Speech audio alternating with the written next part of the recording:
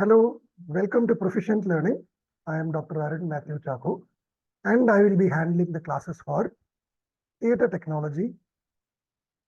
നമ്മളിപ്പോൾ കണ്ടിട്ടുണ്ട് ഈ ഇടയ്ക്ക് ഒരു അഡ്വർടൈസ്മെന്റ് വന്നിട്ടുണ്ടായിരുന്നു കേരള ഗസറ്റിൽ തിയേറ്റർ ടെക്നീഷ്യൻ കോഴ്സിലേക്കുള്ള PSC വിളിക്കാനായിട്ടുള്ള നോട്ടിഫിക്കേഷനാണ്. അപ്പോൾ അതിൻ്റെ അടിസ്ഥാനത്തിലുള്ള സിലബസിന്റെ ബേസിസിൽ നമ്മൾ ടോപ്പിക്സ് കവർ ചെയ്യുന്നതായിരിക്കും. ഇതെടുക്കുന്ന ടോപ്പിക് ആയിരിക്കും കാർഡിയോവാസ്കുലർ സിസ്റ്റം. കാർഡിയോവാസ്കുലർ സിസ്റ്റം അതിന്റെ അനാറ്റമി ആൻഡ് ഫിസിയോളജി. സോ എന്താണ് കാർഡിയോവാസ്കുലർ സിസ്റ്റം എന്ന് പറഞ്ഞാൽ നമ്മുടെ ഹാർട്ടും അതിന്റെ ബ്ലഡ് വെസൽസും അത്രേ ഉദ്ദേശിക്കുന്നുള്ളൂ കാർഡിയോവാസ്കുലർ സിസ്റ്റം എന്ന് പറഞ്ഞാൽ. ഈ സിസ്റ്റത്തിൽ തന്നെ ഏറ്റവും ഇമ്പോർട്ടൻ്റ് ആയിട്ടുള്ള ഭാഗമാണ് ഹാർട്ട്. അപ്പോൾ ഹാർട്ടിനെ പറ്റി നമുക്ക് ആദ്യം കാണാം. ഹാർട്ടിനെ പറ്റി നമ്മൾ പറയുമ്പോഴത്തേക്ക് the heart rests on the diaphragm, okay, and it is near the mid line of thoracic cavity. നമുക്ക് ബേസിക് ആ ലൊക്കേഷൻ അറിയാം, അതിനാണ് ഇമേജ് അവിടെ കാണിച്ചിരിക്കുന്നത്. അപ്പോൾ ഏകദേശം നമ്മുടെ നെഞ്ചിന്റെ നടുഭാഗത്തായിട്ടാണ് ഈ ഹാർട്ട് വരുന്നത്. ഈ ഹാർട്ടിന് ലെയേഴ്സ് ഉണ്ട്, അതായത് ഓരോ ലെവൽസ് നമ്മൾ പുറത്തു നിന്ന് അകത്തേക്ക് പോകുമ്പോൾ ഓരോ ലെയേഴ്സ് ഉണ്ട്. ആ ലെയേഴ്സിനെ നമ്മൾ പെരികാർഡിയം എന്നും എപ്പികാർഡിയം, മയോകാർഡിയം ആൻഡ് എൻഡോകാർഡിയം എന്ന് പറയും. നമ്മൾ ഏറ്റവും കൂടുതൽ മനസ്സിലാക്കുന്ന ഒരു കാര്യമാണ് ഹാർട്ട് അറ്റാക്ക്. അതിന്റെ ടെക്നിക്കൽ ടേമാണ് മയോകാർഡിയൽ ഇൻഫാർക്ഷൻ. ഏതാണ് ഈ മയോകാർഡിയം എന്ന് പറയുന്നത്? നിങ്ങൾ ഡയഗ്രത്തിലേക്ക് ശ്രദ്ധിക്കുക. ഹാർട്ട് വാൾ എന്ന് പറഞ്ഞ് ലേബൽ ചെയ്തിരിക്കുന്നതിന്റെ താഴെ നിന്ന് രണ്ടാമതുള്ളതാണ് മയോകാർഡിയം. മയോകാർഡിയമാണ് നമ്മുടെ ഹാർട്ടിന്റെ മസിൽ എന്ന് പ്രോപ്പറായിട്ട് നമ്മൾ പറയുന്നത്. അതിന്റെ ഉള്ളിലേക്കുള്ള കവറിനെ എൻഡോകാർഡിയം എന്നും അതിന്റെ പുറത്തേക്കുള്ള കവറിനെ നമ്മൾ പെരികാർഡിയം എന്നും പറയും. ഈ പെരികാർഡിയത്തിനെ നമ്മൾക്ക് രണ്ടായിട്ട് ഡിവൈഡ് ചെയ്യാം, വിസറൽ ലെയറും പെറൈറ്റൽ ലെയറും എന്ന് പറഞ്ഞു. അപ്പൊ ഈ വിസറൽ ലെയറിനെയും പെറൈറ്റൽ ലെയറിനെയും ഇടയ്ക്ക് പെരികാർഡിയൽ ക്യാവിറ്റി ഉണ്ട്, അതിന് പെരികാർഡിയൽ ഫ്ലൂയിഡ് ഉണ്ട്.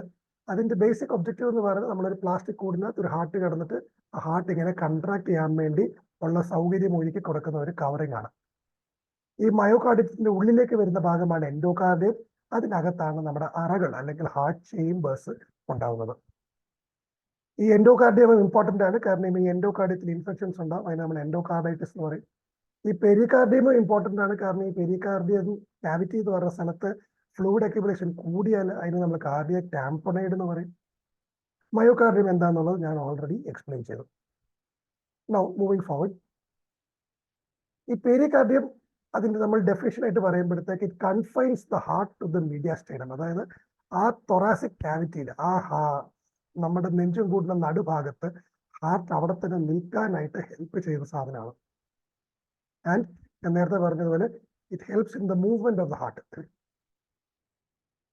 And it consist of 2 layers, the fibrous layer and the serous layer. ഡയഗ്രത്തിൽ കാണിച്ചതാണ്, കൂടുതൽ ഡീറ്റെയിൽസ് ആവശ്യമില്ല, പേരുകൾ ഓർത്തിരിക്കുക.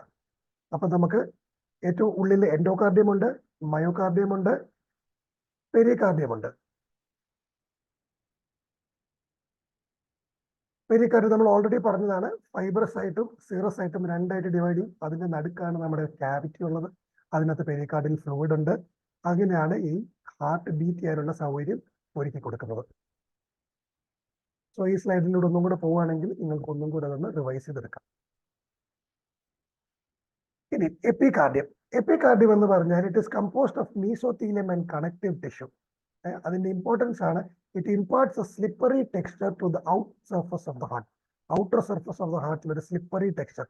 ഇത് തന്നെയാണ് ഞാൻ നേരത്തെ പറഞ്ഞത്. ഈ സ്ലിപ്പറി ടെക്സ്ചർ എന്ന് പറയുന്നത് ഈ ഹാർട്ട് ബീറ്റ് ചെയ്യുമ്പോഴത്തേക്ക് നിങ്ങളൊന്ന് ആലോചിച്ച് നോക്കിയാൽ, ഹാർട്ട് അവിടെ പിടിച്ചു വെച്ചിരിക്കുകയായിരുന്നെങ്കിൽ ഇതിനിങ്ങനെ മൂവ് ചെയ്യാൻ പറ്റില്ലായിരുന്നു.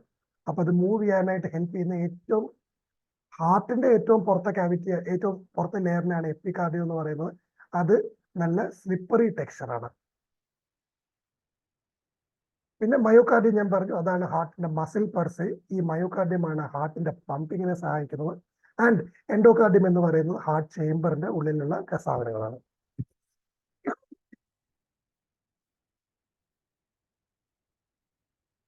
Okay, sorry for the interruption. അടുത്തതായിട്ട് നമ്മൾ കാണേണ്ടത് different chambers of the heart. Okay, ഹാർട്ടിന്റെ അറകൾ ഏതൊക്കെയാണെന്നുള്ളതാണ് നിങ്ങൾക്ക് ഓൾറെഡി അറിയാവുന്നതാണ്. എന്നാലും ഞാൻ ഒന്നും കൂടെ പറയാം. മുകളിലുള്ള ചെറിയ അറകളുടെ നമ്മൾ ഏട്രിയം എന്നും താഴെയുള്ള വലിയ അറകളുടെ നമ്മൾ വെൻട്രിക്കിൾ എന്നും വിളിക്കും. വലത്ത് ഭാഗത്തും ഉണ്ട്, ഇടത്ത് ഭാഗത്തും ഉണ്ട്. വലത്ത് ഭാഗത്തുള്ള റൈറ്റ് ഏട്രിയം, അതിന്റെ താഴെയുള്ളത് റൈറ്റ് വെൻട്രിക്കിൾ. ഇടത്ത് ഭാഗത്തുള്ളത് അയോർട്ടിക് വാൽവ്, ലെഫ്റ്റ് ഏട്രിയം, അതിന്റെ താഴെയുള്ളത് മൈട്രൽ വാൽവ്, അതിന്റെ താഴെയുള്ളത് ലെഫ്റ്റ് വെൻട്രിക്കിൾ. ഈ ഏട്രിയത്തിനെയും വെൻട്രിക്കിളിൽ തമ്മിൽ കണക്ട് ചെയ്യുന്ന ഒരു വാൽവ് ഉണ്ട്. ബ്ലഡ് നിറയാനും ഫിൽ ആവാനും തുറക്കുന്ന ഒരു വാൽവ് ഉണ്ട്. അത് റൈറ്റ് സൈഡിലുള്ള വാൽവിനെ നമ്മൾ ട്രൈകസ്പിഡ് വാൽവ് എന്നും ലെഫ്റ്റ് ഏട്രിയത്തിന്റെയും ലെഫ്റ്റ് വെൻട്രിക്കിളിനെയും കണക്ട് ചെയ്യുന്നതിനെ നമ്മൾ മൈട്രൽ വാൽവ് എന്നും പറയും. ഇനി അതല്ലാതെ ഔട്ട്ഫ്ലോ ട്രാക്ട് ആണ് നമ്മുടെ പൾമണറി അയോർട്ട. റൈറ്റ് വെൻട്രിക്കിളിൽ നിന്ന് പുറത്തേക്ക് പോകുന്നതാണ് പൾമണറി അയോർട്ട. ലെഫ്റ്റ് വെൻട്രിക്കിളിൽ നിന്ന് പുറത്തേക്ക് പോകുന്നതാണ് നമ്മുടെ aorta. Sorry, pulmonary artery. Pulmonary artery നമ്മൾ ലെഫ്റ്റ് വെൻട്രിക്കിളിൽ നിന്ന് പുറത്തു പോകുന്ന ആ വലിയ കുഴലിനെയാണ് നമ്മൾ അയോർട്ട എന്ന് പറയുന്നത്. ഈ പൾമണറി ആർട്ടറിയിൽ പൾമണറി ഒരു വാൽവ് ഉണ്ട്. സിമിലർലി അയോർട്ടയിൽ നമുക്ക് അയോർട്ടിക് വാൽവ് ഉണ്ട്. I hope it is clear. ഡയഗ്രത്തിലുണ്ട്. അയോർട്ടയിൽ നമുക്ക് അയോർട്ടിക് വാൽവ് ഉണ്ട്. ഇതുപോലെ തന്നെ മറ്റ് രണ്ട് ഇമ്പോർട്ടന്റ് വെയിൻസ് ആണ് the superior vena cava and inferior vena cava. അത് ഏട്രിയത്തിന്റെ റൈറ്റ് ഏട്രിയത്തിന്റെ താഴെയും മുകളിലുമായിട്ടൊരു ബ്ലൂ കുഴൽ കാണാം. അതാണ് superior vena cava and inferior vena cava. ഇതാണ് ഡി ഓക്സിജനേറ്റഡ് ബ്ലഡിനെ റൈറ്റ് ഏട്രിയത്തിലേക്ക് കൊണ്ടുവരുന്ന വലിയ കുഴലുകൾ. സോ ഈ ഡയഗ്രാം നിങ്ങൾ ഓൾറെഡി ഫെമിലിയർ ആണ്, ജസ്റ്റ് ഒന്നുകൂടെ കാണിച്ചതേ ഉള്ളൂ. വാൽവ്സിന്റെ കാര്യങ്ങൾ ഒന്നും കൂടെ പറയാം. ഹാർട്ട് വാൽവ്സ്, സെമിലൂണാർ വാൽവ്സും AV വാൽവ്സും ആണ്. സെമിലൂണാർ വാൽവ്സ് ആണ് pulmonary valve and aortic valve. AV വാൽവ്സിനാണ് നമ്മൾ ട്രൈകസ്പിഡ് ആൻഡ് മൈട്രൽ വാൽവ് എന്ന് വിളിക്കുക. അടുത്ത നമുക്ക് ഇമ്പോർട്ടന്റ് ആയിട്ട് അറിയാനുള്ളതാണ് the blood supply of the heart. Blood supply of the heart ഒരു ഡീറ്റെയിൽഡ് ടോപ്പിക് ആണെങ്കിലും ഏറ്റവും സിമ്പിൾ ആയിട്ട് നമ്മൾ പറയുകയാണെങ്കിൽ നമ്മുടെ ഈ ഹാർട്ടിന്റെ അറകളിലുള്ള ബ്ലഡ്, ആ ബ്ലഡ് ഹാർട്ടിന് യൂസ് ചെയ്യാൻ പറ്റില്ല. സാധാരണ മറ്റു ഓർഗൻസിനെ പോലെ തന്നെ ആർട്ടറി വഴി അവിടെ ബ്ലഡ് സപ്ലൈ ചെയ്താൽ മാത്രമേ ഇത് യൂസ് ചെയ്യാൻ പറ്റുള്ളൂ. അപ്പോൾ മനസ്സിലാക്കിക്കൊണ്ടാണ് നമ്മൾ അറിയേണ്ടത് ഈ അയോർട്ട എന്ന് പറയുന്നത് ലെഫ്റ്റ് വെൻട്രിക്കിളിൽ നിന്ന് പുറത്തു പോകുന്ന വലിയ കുഴലിനെയാണ് നമ്മൾ അയോർട്ട എന്ന് പറയുന്നത്. ആ അയോർട്ട, അതിൽ നിന്ന് പ്രധാനമായിട്ടും രണ്ട് ആർട്ടറീസ് ആണ് പുറത്തു വരുന്നത്. ഇടത്ത് ഭാഗത്ത് നിങ്ങൾക്ക് കാണാം ഇവിടെ RCA, അതാണ് റൈറ്റ് കൊറോണറി ആർട്ടറി. സോറി, ഇടത്ത് ഭാഗത്ത് കാണുന്ന LCA ആണ് ലെഫ്റ്റ് കൊറോണറി ആർട്ടറി.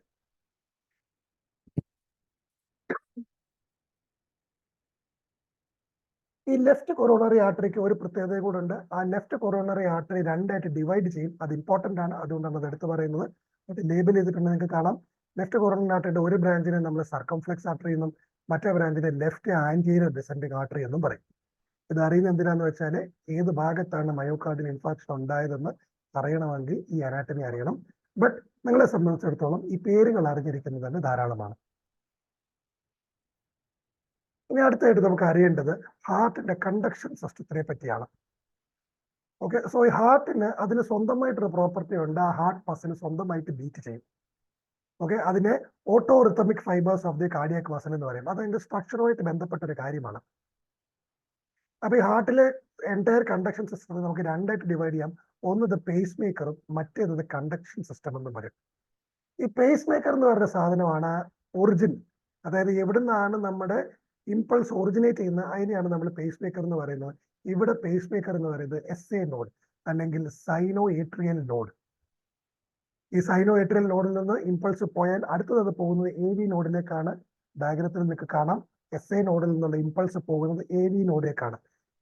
അതിനുശേഷം AV ബണ്ടിൽ അല്ലെ ബണ്ടിൽ ഓഫ് ഹിസ്, അതിനുശേഷം പുർക്കിഞ്ചെ ഫൈബേഴ്സ് വഴി ഇത് താഴത്തെ അറകളിലേക്ക് ഈ ഇമ്പൾസസ് പോകുന്നതാണ്. അപ്പൊ ഈ SA നോഡിൽ നിന്ന് AV നോഡിലേക്ക് പോകുമ്പോൾ അതിനകത്ത് ചെറിയൊരു ഡിലേ വരും. ആ ഡിലേ ആണ് നമ്മുടെ ഹാർട്ട് ബീറ്റിനെ ഒക്കെ നിയന്ത്രിക്കാൻ സഹായിക്കുന്ന ഒരു ഫംഗ്ഷൻ. സോ ഈ SA നോഡിന്റെ റിത്തമിസിറ്റി അല്ലെങ്കിൽ അതിന്റെ സ്പീഡ് എന്ന് പറഞ്ഞാൽ 100 ബീറ്റ്സ് പെർ മിനിറ്റ് ആണ്. അതിന് നമ്മൾ ആക്ഷൻ പൊട്ടൻഷ്യൽ എന്ന് പറയും. എന്നാൽ 100 ടൈംസ് പെർ മിനിറ്റ് അത് ബീറ്റ് ചെയ്യും. പക്ഷേ ഈ സാധനം AV നോഡിലേക്ക് ചെല്ലുമ്പോഴത്തേക്ക് ചെറുതായിട്ട് സ്ലോ ഡൗൺ ആവും, പിന്നെ താഴോട്ട് പോകുമ്പോൾ വീണ്ടും സ്ലോ ആവും. അങ്ങനെയാണ് അവസാനം നമുക്ക് 70 to 72 ബീറ്റ്സ് പെർ മിനിറ്റ് കിട്ടുന്നത്. നൗ ഇതിനകത്ത് ഇതിന്റെ ആക്ഷൻ പൊട്ടൻഷ്യലിനെ പറ്റി നമ്മളൊന്ന് അറിഞ്ഞിരിക്കണം. അതൊരു പ്രത്യേകതയുള്ള കാര്യമാണ്. അത് വളരെ ബ്രീഫായിട്ട് ഞാൻ പറയുള്ളൂ, നിങ്ങൾക്ക് അത് വായിച്ചു നോക്കണമെന്ന് നോക്കാം. എളുപ്പത്തിലുള്ള കാര്യം ഞാൻ പറഞ്ഞു തരുന്നു.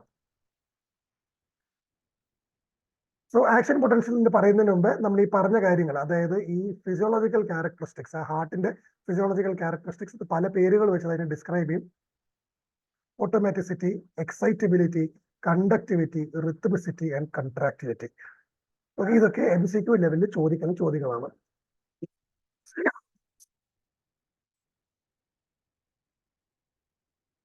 ഇങ്ങനെ പ്രോപ്പർട്ടീസ് ഉണ്ട് എന്ന് മാത്രം നിങ്ങൾ അറിഞ്ഞിരുന്നാൽ മതി, അത് തന്നെ ധാരാളമായിരിക്കും. ഇനി അടുത്തത് നമ്മുടെ ആക്ഷൻ പൊട്ടൻഷ്യലിനെ പറ്റിയാണ് അറിയേണ്ടത്. ആക്ഷൻ പൊട്ടൻഷ്യൽ എന്ന് പറഞ്ഞാൽ വളരെ സിമ്പിൾ ആയിട്ട് പറയുകയാണെങ്കിൽ ഈ എസ്ഐ റോഡിൽ നിന്ന് വരുമ്പോഴത്തേക്ക് ഈ ബീറ്റ് എങ്ങനെയാണ് വരുന്നത്, അതിന്റെ ഓരോ ഫേസ് എന്നാന്നുള്ളതാണ്. അപ്പൊ ഇതാണ് അതിന്റെ ആക്ഷൻ പൊട്ടൻഷ്യൽ. നിങ്ങൾക്ക് ഇവിടെ കാണാൻ പറ്റും. ഏറ്റവും താഴെ നിന്ന് അടുത്ത ഭാഗത്ത് നോക്കുകയാണെങ്കിൽ ഏറ്റവും താഴെ നിന്ന് പെട്ടെന്നൊന്ന് കൂടും, അതിനെ ഫേസ് 0 എന്ന് പറയും.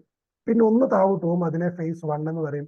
പിന്നെ ഏകദേശം സ്ട്രൈറ്റ് ആയിട്ട് നിൽക്കും, അതിനെ തന്നെ പ്ലറ്റോ ഫേസ് എന്ന് പറയും, ഫേസ് 2 എന്ന് പറയും. പിന്നെ ഒറ്റ ഇടിവാണ് താഴേക്ക് ഫേസ് 3, പിന്നെ റെസ്റ്റിംഗ് മെമ്പറൈൻ പൊട്ടൻഷ്യൽ ഫേസ് 4ലേക്ക്. ഇതിൽ നമുക്ക് എന്താണ് ഇമ്പോർട്ടൻസ് എന്ന് പറഞ്ഞാൽ phase 0. Okay, that is caused by an increase in sodium conductance. അത് നമ്മൾ അറിഞ്ഞിരിക്കണം. Phase 0 is caused due to increase in sodium conductance. അതിനുശേഷം ഫേസ് 1 എന്ന് പറഞ്ഞാൽ movement of potassium ions out of the cell and decreased sodium conductance. So ആദ്യം sodium conductance കൂടിയത് കൊണ്ടാണ് phase 0 വന്നത്. ഫേസ് 1 വന്നപ്പോഴത്തേക്ക് ഈ സോഡിയം കണ്ടക്ടൻസ് കുറഞ്ഞു and potassium ions they move out of the cell. അത് മാത്രം ഒന്ന് അറിഞ്ഞിരിക്കണം. അതുപോലെ ഫേസ് 2ലേക്ക് വന്നാൽ അതാണ് ഞാൻ നേരത്തെ പറയുന്നത് പ്ലറ്റോ ഫേസ്, സ്റ്റേബിൾ ആയിട്ടുള്ള phase. And that is caused by ഈ റീപോളറൈസിങ് പൊട്ടാസ്യം കറൻസും ഉണ്ട്, പൊട്ടാസ്യവും ഉണ്ട്, but more importantly the depolarising calcium current. അപ്പൊ പൊട്ടാസ്യവും കാൽഷ്യവും ഉണ്ട് ഈ ഫേസ് 2നെ നിയന്ത്രിക്കാനായിട്ട്. ഫേസ് 3 എന്ന് പറയുമ്പോഴത്തേക്ക് സെയിം, അതിനെ റീപോളറൈസേഷൻ എന്ന് പറയും, അല്ലെങ്കിൽ അത് താഴോട്ട് പിന്നെയും പോവുകയാണ്. And that is because calcium conductance decreases and potassium conductance increases. അപ്പൊ ഫേസ് 2ലും 3ലും കാൽഷ്യവും പൊട്ടാസ്യവും ആണ്, പക്ഷെ അതിന്റെ ഡിഫറൻസ് എന്താന്നുള്ളത് മനസ്സിലാക്കണം. ഫേസ് 2ൽ കാൽഷ്യം ഡീപോളറൈസിങ് ആയിരുന്നു, ഫേസ് 3ൽ വരുമ്പോൾ കാൽഷ്യം കണ്ടക്ടൻസ് ഡിക്രീസസ്, അങ്ങനെയാണ് റീപോളറൈസേഷൻ ഉണ്ടാവുന്നത്. ഫൈനലി ഫേസ് 4 റെസ്റ്റിംഗ് മെമ്പറൈൻ പൊട്ടൻഷ്യലിലേക്ക് പോകും. ജസ്റ്റ് നമ്മൾ ഇത് അറിഞ്ഞിരിക്കുക ഏതൊക്കെ അയോൺസ് ആണ് ഇതിനകത്ത് ഇൻവോൾവ് എന്നുള്ളത് അറിഞ്ഞിരിക്കാൻ വേണ്ടി കാണിച്ചതേ ഉള്ളൂ. സോ ഇതാണ് നമ്മുടെ ആക്ഷൻ പൊട്ടൻഷ്യൽ. അടുത്തത് നമ്മൾ പോകുന്നത് വളരെ ബ്രീഫായിട്ട് കാർഡിയാക് സൈക്കിളിനെ പറ്റി പറയാനാണ്. ഇടത് വശത്ത് നോക്കുകയാണെങ്കിൽ നിങ്ങൾക്ക് കാണാം മുകളിലത്തെ അറയായ ഏട്രിയത്തിൽ നിന്ന് വെൻട്രിക്കിളിലേക്ക് ബ്ലഡ് ഫ്ലോ ചെയ്യുന്നു. ആ ഫേസിനെയാണ് നമ്മൾ ഡയസ്റ്റോളി അല്ലെങ്കിൽ വെൻട്രിക്കുലർ ഫില്ലിംഗ് ആൻഡ് റിലാക്സേഷൻ എന്ന് പറയുന്നത്. സിമിലർലി വലത്ത് ഭാഗത്ത് നോക്കുകയാണെങ്കിൽ യു കെൻ സി വെൻട്രിക്കിൾസിൽ നിന്ന് blood has been pumped out. Pulmonary ആർട്ടറിയിലും അയോർട്ട വഴി blood is been pumped out. അതിനെ നമ്മൾ സിസ്റ്റോളി അല്ലെങ്കിൽ വെൻട്രിക്കുലർ കൺട്രാക്ഷൻ ആൻഡ് ഇജക്ഷൻ എന്ന് പറയും. സോ ഈ കാർഡിയാക് സൈക്കിൾ വരുമ്പോഴത്തേക്ക് ഇതിനകത്തൊരു പ്രത്യേകതയുണ്ട്. നമ്മൾ കണ്ട് ഡയസ്റ്റോളിൽ എന്താണ് സംഭവിക്കുന്നത്, ചെറിയ അറകളിലായി ഏട്രിയത്തിൽ നിന്നും വെൻട്രിക്കിളിലേക്ക് ബ്ലഡ് ഫ്ലോ ചെയ്യും, അപ്പോൾ വാൽവ് എന്തായാലും തുറക്കും. അതുപോലെ സിസ്റ്റോളിൽ എന്താ സംഭവിക്കുന്നത്, നമ്മുടെ വെൻട്രിക്കിളിൽ നിന്ന് ബ്ലഡ് പുറത്തേക്ക് പമ്പ് ഔട്ട് ചെയ്യും. സോ ഈ വാൽവ്സ് തുറക്കുകയും അടയ്ക്കുകയും ചെയ്യുമ്പോൾ കുറച്ച് സൗണ്ടുകൾ ഉണ്ടാവും, അതിനെയാണ് നമ്മൾ ഹാർട്ട് സൗണ്ട്സ് എന്ന് പറയുന്നത്. ഹാർട്ട് സൗണ്ട്സ് 4 എണ്ണമാണ്, S1 to S4. അതിൽ S1 is due to AV valve closure. Okay, atrioventricular valve closure. Atrioventricular valve ഏതൊക്കെയാണെന്നുള്ള പേര് നിങ്ങൾക്ക് അറിയാം, ട്രൈകസ്പിഡും മൈട്രൽ വാൽവ്. അതുപോലെ S2 വാൽവ് എന്ന് പറയുന്നത്, S2 എന്ന സൗണ്ട് എന്ന് പറയുന്നത് സെമിലൂണർ വാൽവ് ക്ലോഷർ. ഓക്കെ, സെമിലൂണർ വാൽവ്സ് ആണ് നമ്മുടെ പൾമണറി ആർട്ടറിയിലേക്കും അയോർട്ടിലേക്കുള്ള വാൽവ്. അത് ക്ലോസ് ചെയ്യുമ്പോൾ ഉണ്ടാകുന്ന ശബ്ദമാണ് S2 എന്ന് പറയുന്നത്. ഇതിനാണ് നമ്മൾ ലബ് ഡബ് ലബ് ഡബ് എന്ന് നമ്മൾ വിശേഷിപ്പിക്കുന്നത്. ഇനി ഇതല്ലാതെ 2 സൗണ്ടുകൾ കൂടി ഉണ്ട്. S3 എന്ന് പറഞ്ഞാൽ വെൻട്രിക്കുലർ ഫില്ലിംഗ്, അതായത് ഈ വെൻട്രിക്കിൾസ് ഇങ്ങനെ വികസിക്കുമ്പോൾ അതിലേക്ക് ബ്ലഡ് ഒഴുകി ഇറങ്ങും. പെട്ടെന്ന് ഒഴുകി ഇറങ്ങുമ്പോഴത്തേക്ക് ഉണ്ടാകുന്ന ഗഷ് എന്ന സൗണ്ടിനെയാണ് റാപ്പിഡ് വെൻട്രിക്കുലർ ഫില്ലിംഗ് അല്ലെങ്കിൽ S3 എന്ന് വിശേഷിപ്പിക്കുന്നത്. അടുത്തത് S4 എന്ന് പറയുന്നത് ഏട്രിയൽ സിസ്റ്റോൾ. മുകളിലത്തെ 2 അറകൾ ഞെങ്ങി അല്ലെങ്കിൽ സ്ക്വീസ് ചെയ്ത് അതിൽ നിന്നുള്ള ബ്ലഡ് താഴേക്ക് പോകുമ്പോൾ അതിൽ നിന്നുണ്ടാകുന്ന സൗണ്ടിനെയാണ് S4 അല്ലെങ്കിൽ ഏട്രിയൽ സിസ്റ്റോളി എന്ന് പറയുന്നത്. ഓക്കെ, സോ ഇനി ഇപ്പോൾ ഉള്ളത് കാർഡിയാക് ഔട്ട്പുട്ടും കാര്യങ്ങളുമാണ്. അത് നമുക്ക് അടുത്ത ക്ലാസ്സിൽ കണ്ടിന്യൂ ചെയ്യാം.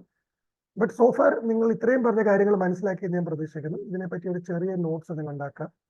ഓക്കെ, നിങ്ങൾ സ്വന്തമായിട്ട് നോട്ട്സ് ഉണ്ടാക്കുമ്പോഴത്തേക്ക് നിങ്ങൾക്ക് ഓർത്തിരിക്കാനുള്ള സാധ്യതകൾ വളരെ കൂടുതലാണ്. ആൻഡ് ഇനി അടുത്ത ക്ലാസ് വരുമ്പോഴത്തേക്ക് ബാക്കി കാര്യങ്ങൾ പറയാം, ഡീറ്റെയിൽഡ് ആയിട്ട് പറയുന്നതായിരിക്കും. Okay, so thank you for learning with proficient. Have A nice day.